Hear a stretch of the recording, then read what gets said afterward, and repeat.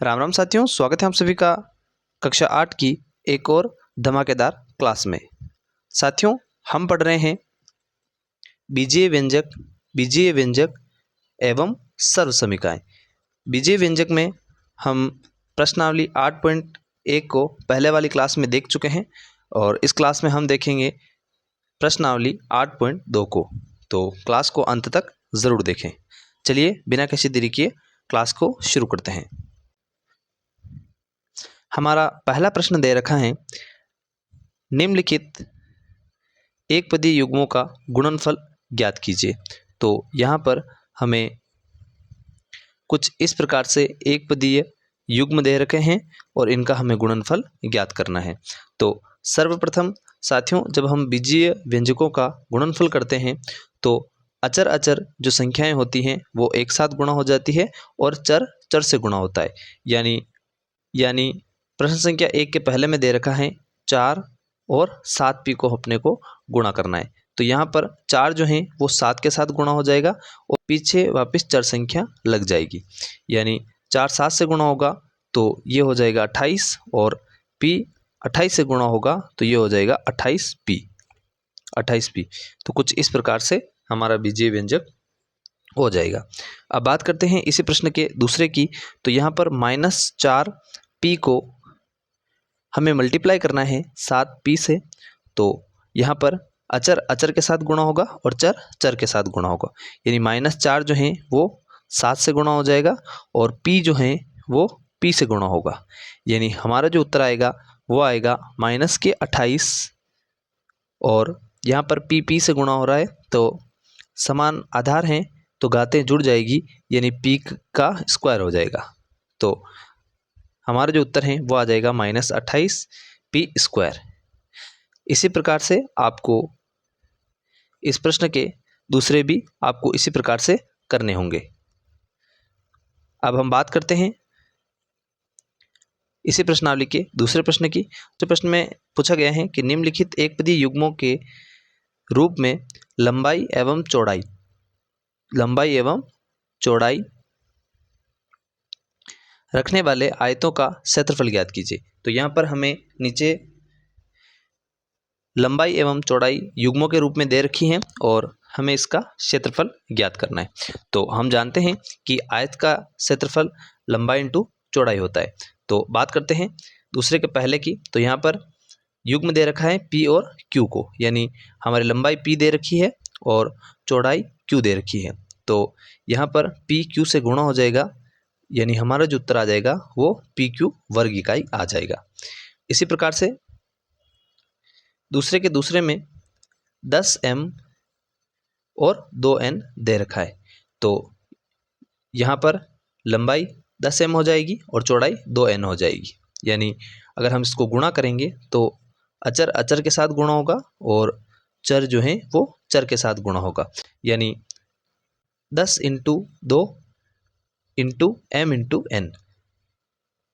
अब 10 2 के साथ गुणा हो जाएगा तो ये हो जाएगा 20 और mn के साथ गुणा होगा तो mn, यानी 20 mn वर्ग इकाई जो है वो हमारा उत्तर आ जाएगा। इसी प्रकार से इसी प्रश्न में जो दूसरे पूछे गए हैं इनके भी आपको उत्तर इसी प्रकार से लिखने हैं, देने हैं। अब बात करते हैं हम इसी प्रश्नावली के तीसरे प्रश्न की। तो यहाँ पर गुणनफलों की सारणी को पूरा कीजिए। तो यहाँ पर नीचे कुछ इस प्रकार की हमें एक सारणी दे रखी है। तो यहाँ पर प्रथम एक पदी को हमें द्वितीय एक पदी से गुणा करना है।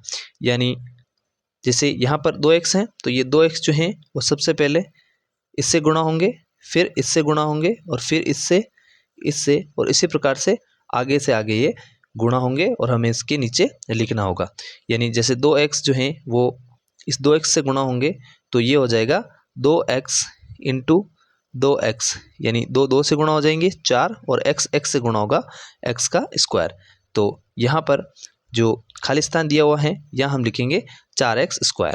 इसी प्रकार से 2x जो है वो -5y से गुणा होगा तो 2x × -5y, यानी 2 5 से गुणा होगा -10 और x जो है वो y से गुणा होगा xy, यानी -10xy। इस प्रकार से अब 2 जो हैं वो 3 एक्स स्क्वायर से गुणा होगा तो 2 3 के साथ गुणा होगा, तो ये हो जाएगा 6 और एक्स एक्स के साथ गुणा होगा तो एक्स स्क्वायर पहले से दे रखा है और ये एक्स से गुणा होगा तो एक्स की घात 3, तो यहाँ पर 6x की घात 3 हो जाएगा। यानी कुछ गलती से हमने यहाँ पर कुछ 15 लिख दिया, तो यहाँ आ जाएगा 6x की घात 3।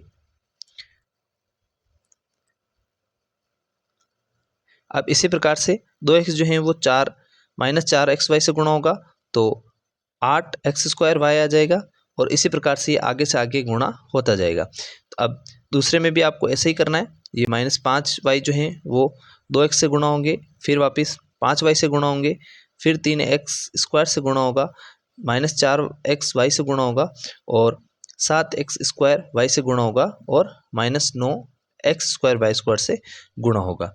यानी नीचे जो युग्म दे रखे हैं इन युग्मों को आपको इन युग्मों से गुणा करना है, और यहाँ पर खाली स्थान दिए हुए हैं तो उनको भरना है।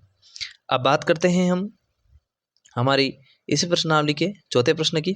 तो यहाँ पर ऐसे घनाकार बक्सों का आयतन ज्ञात कीजिए जिनकी लंबाई, चौड़ाई और ऊंचाई क्रमशः निम्नलिखित है। यानी जैसे प्रश्न संख्या 4 के पहले में दिया हुआ है लंबाई 5a दे रखी है, चौड़ाई 3a स्क्वायर दे रखी है, और ऊंचाई 7a की घात 4 दे रखी है। तो अब एक घन का जो आयतन होता है, एक घन का जो आयतन होता है वो होता है लंबाई इंटू चौड़ाई इंटू ऊंचाई। यानी ये हो जाएगा लंबाई इंटू चौड़ाई इंटू ऊंचाई, यानी लंबाई 5a तो 5a into 3a square into 7a की घात 4। अब यहाँ पर अचर अचर से गुणा हो जाएगा और चर चर से गुणा हो जाएगा। यानी अचर अचर से गुणा होगा तो 5 3 से गुणा होगा, और फिर जो भी आएगा उसको 7 से गुणा करेंगे तो ये आ जाएगा 105, और a स्क्वायर से गुणा होगा, और फिर जो भी आएगा वो a की घात 4 से गुणा होगा तो ये हो जाएगा a की घात 7। यानी हमारा जो उत्तर है वो आ जाएगा 105 a की घात 7 घन इकाई। अब इसी प्रकार से आपको इसके दूसरे वाला भी करना है। यहाँ पर हमें लंबाई 2p दे रखी है, चौड़ाई 4p दे रखी है, और ऊंचाई 8r दे रखी है। तो लंबाई इंटू चौड़ाई इंटू ऊंचाई यानी तीनों आपस में गुणा हो जाएगा, तो अचर अचर से गुणा होगा तो 2 4 से गुणा हो जाएगा, और जो भी आएगा वो 8 से गुणा हो जाएगा, और p जो है वो p से गुणा होगा, और फिर जो भी आएगा वो 8 से गुणा हो जाएगा। यानी 2 2 से गुणा होगा 8, और 8 8 से गुणा होगा 64, और p से गुणा होगा p का स्क्वायर, और p का स्क्वायर r से गुणा होगा तो r। यानी हमारा जो उत्तर आएगा वो आएगा 64p स्क्वायर r। अब इसी प्रकार से जो और भी दे रखे हैं क्वेश्चन इनको आपको करना है। अब हम बात कर लेते हैं हमारे अंतिम प्रश्न संख्या 5 की। तो निम्नलिखित का गुणनफल ज्ञात कीजिए। तो यहाँ पर हमें कुछ व्यंजक दे रखे हैं, इन व्यंजकों का हमें गुणनफल ज्ञात करना है। तो यहाँ पर x y z और zx दे रखा है, तो हमें इनको आपस में गुणा करना है। यानी xy into Y Z into Z X.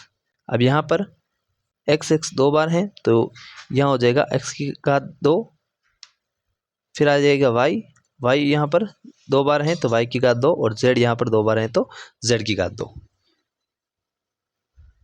अब बात करते हैं इसी प्रश्न के दूसरे की। तो दूसरे में a जो है वो -a स्क्वायर से गुणा होगा, और फिर a की घात 3 से गुणा होगा। तो a स्क्वायर से गुणा होगा तो a की घात 3, और a की घात 3 से गुणा होगा तो a की घात 6, यानी a की घात 6 जो है वो अपना उत्तर आ जाएगा। तो यहाँ पर a की घात 6। अब इसी प्रकार से आपको नीचे जो क्वेश्चन दे रखे हैं इनको भी आपको हल करना है। आई होप साथियों ये क्लास आपको समझ में आ गई होगी। क्लास समझ में आई है तो चैनल को सब्सक्राइब करें, वीडियो को लाइक करें और दोस्तों के साथ साझा करें। और अगर आप लोगों ने अभी तक हमें इंस्टाग्राम पर फॉलो नहीं किया है तो डिस्क्रिप्शन बॉक्स में आपको लिंक मिल जाएगी, आप यहाँ से जाकर हमें इंस्टाग्राम पर फॉलो कर सकते हैं। और हमारा व्हाट्सएप चैनल भी बना हुआ है, व्हाट्सएप चैनल की लिंक भी आपको डिस्क्रिप्शन बॉक्स में मिल जाएगी, आप यहाँ से जाकर हमारा व्हाट्सएप चैनल भी फॉलो कर सकते हैं, वहाँ हम अपडेट देते रहते हैं। तो मिलते हैं आपसे नेक्स्ट क्लास में, तब तक के लिए जय हिंद, जय भारत, जय श्री राम।